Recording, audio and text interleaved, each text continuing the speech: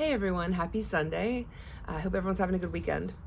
I've had a good morning. I'm like tired as fuck, but I'm like so full of joy. I woke up, I took Jack for a walk, and of course everyone, like all my new neighbors came out and they're like, oh my god, a cat on a leash, and he was like loving the attention until people's like dogs started coming out to want to like mess with him too. But I brought him home, and as I was getting ready this morning, I did something I haven't done in a really long time, and it's something I did when I was in my 20s. I had a dance party as I was getting ready. It's like I got out of the shower, I was air drying, and I turned on Beyonce, and I was like, anyone who knows me knows that I have absolute trash taste in music. I'm not saying anything bad about Beyonce, but like I'm just like a pop girl, and I'm a child of like the late 90s, so like any kind of southern like rap, R&B, it's like I'm pretty much stuck in my college years. And anyone I listen to now is like, if I listen to anyone's album, it's gonna be Taylor Swift's, and that's just like who the fuck I am, okay? But one of Beyonce's songs came on as I was like, dragging Jack around the dance floor, and it was the one called Flawless, and there is this amazing interstitial in it that when I heard it the first time I got goosebumps, because there's this woman with a British accent, speaking about how as women we are taught to become small, to remain small, to not be seen, and if we are being competitive, it's to be competitive with each other for a man or a partner, which is just beyond insane to me. But not competitive in the way that it's like, it's good, it's positive, that it's like for work or for jobs or careers or whatever it is. It's like, where we can't have a healthy competition that has no personal gain in it. And it really struck me because it made me think back to one of my core narratives, which is I've been told since I was a very young girl that I am too much. And that narratives has evolved since. It's evolved to being I'm too much, I'm too tall, too curvy, too political, too outspoken. It's like no one's gonna want all of that, and that's what I've been told repeatedly, growing up. And I'm not saying by my parents, not specifically that. There are narratives that every parental figure projects onto their kids, but mine was more tied to the teachers that taught me when I was a kid. And I was raised in Catholic school, and the first 7 years of my life were all, Catholic nuns, and very sheltered. And it's so interesting because now when I look at the Catholic Church, it's like, and I think any church, women are not paid. They're given a stipend, and then any masculines in the church are making bank, which is just another trickle down of patriarchy, right? And last night I was reading about Taylor Swift and her concert in the UK, and I saw that she had, taken pictures, of course, with the royalty there, which that's a whole other construct I'm not even gonna get into because it's such bullshit. The fact that there's a royal family, come on. But I didn't realize that she has this chant, and it's like, fuck the patriarchy. And she's so powerful, and it's such a powerful sentiment. And she's someone who's so polarized, in the media, that I love the fact that she does that. It's really amazing. And I think as feminines, we are evolving and realizing that, yeah, like fuck the patriarchy, and we're no longer going to put ourselves into a box. And so my point being, when I was listening to that interstitial in Beyonce's song Flawless and dancing around this morning, I realized, I think I healed a wound that I didn't realize existed or still existed. Just that I remember from the formative age of being in second grade, I had this one nun tell me that, my hands and my nails were disgusting because I had like long nails. And I was like looking at my nails this morning, and I was like, ugh, like they're getting long.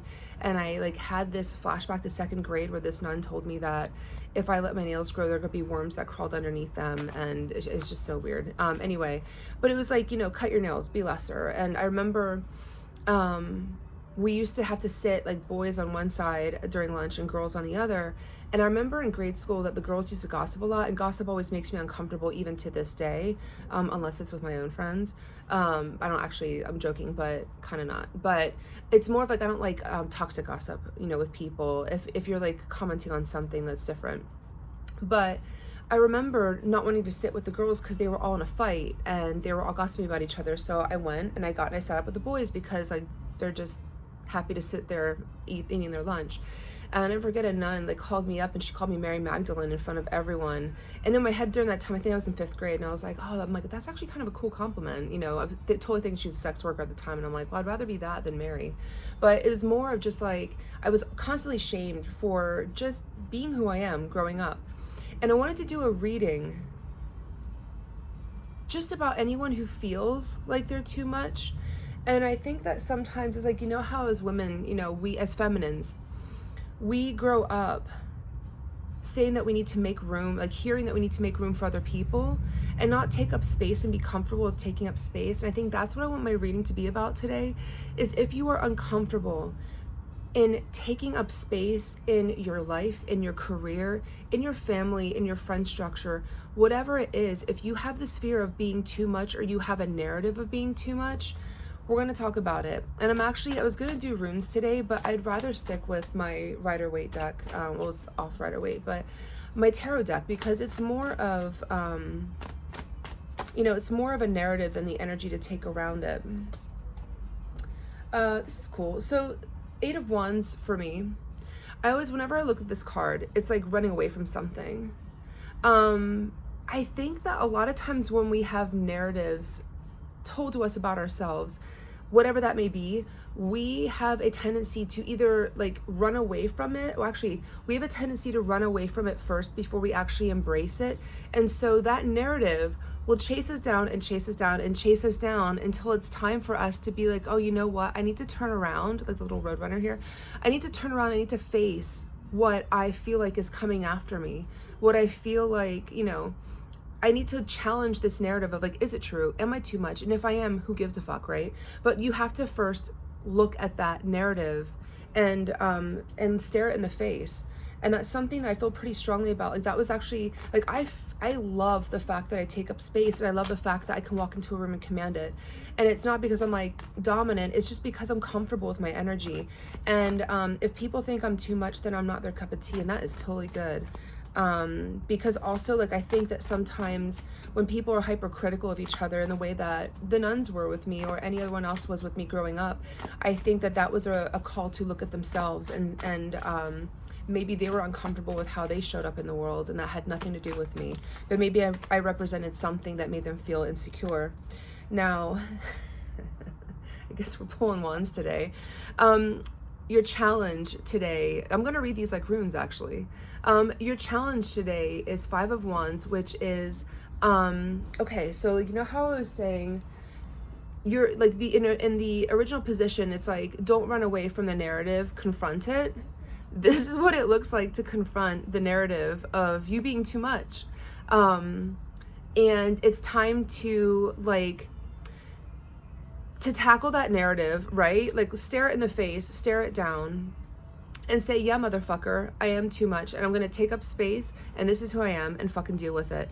And I'm not saying this to allow toxic behavior, because like if you don't respect people's boundaries and you overstep things and you trample people in your attempt to find your own space, that's not okay either. I'm not saying that's the solution. It's on you as a grown adult with a fully developed frontal lobe to figure that out. But that said, your challenge is to confront it head on. And I love that, because these are kind of a narrative that follows each other.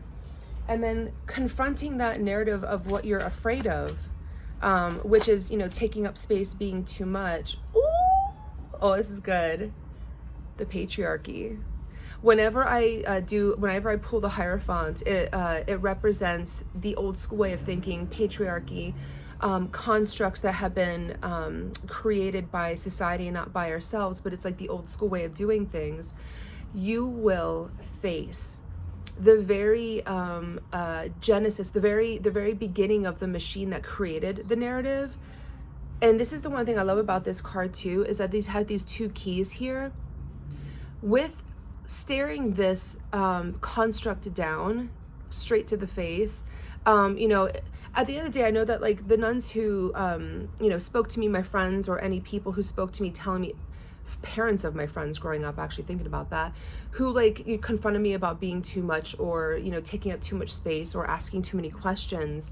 I had to, as an adult, realize it wasn't about them, it was how they were raised, it was their own shame behavior. But when you stare this down and you look up at this patriarchal construct, you're going to realize that there are keys here that it also, like, in facing the challenge head on, you're going to be facing the solution as well. There is a reason why all of these blockages were placed in front of us as feminines, historically, to allow another gender to come forward, and to take power when they really didn't really hold any, and that's a whole other conversation from the get-go. But I will say this, is that narratives were placed in front of us to control us, right?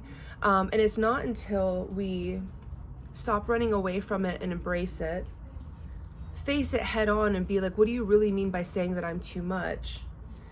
And realizing it goes beyond the person, it goes to the construct of what they've been taught as well, that you have to stare the construct in the face and challenge it and say, you know what, I'm not too much.